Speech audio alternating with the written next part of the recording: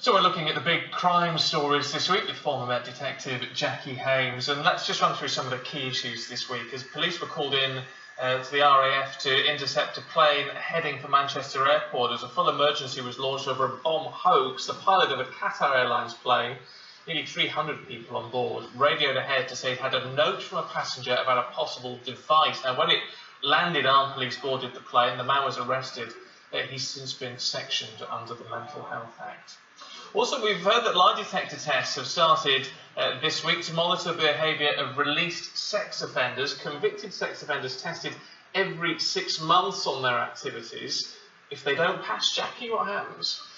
Well, there's no legal standing for lie detector tests, so they can't be sort of charged with anything and brought before a court again. But what it does do is does help assess the risk that they pose to the public.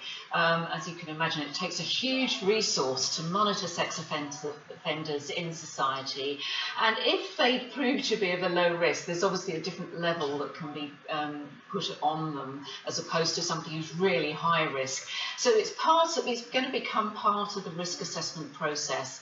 There's no way of telling easily if somebody's lying. And what this does is just help the process of assessment. There's something like 10% failure rate in these tests in terms of the accuracy of them, which is why they can't be used legally in court. But at least it's a process of reducing down the risk. Gives them an idea. Yeah.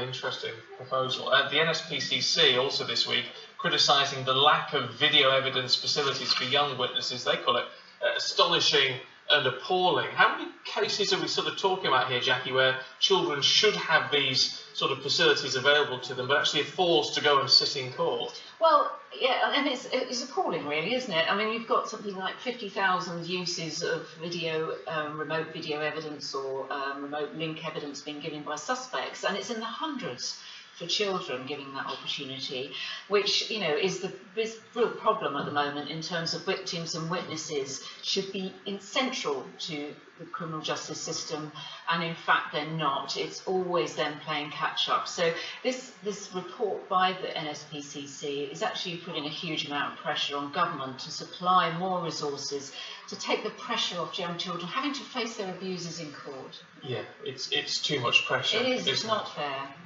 Jackie, thank you. Your thoughts on all of that this week? Of course, you can get in touch with us via Twitter. You can email us as always.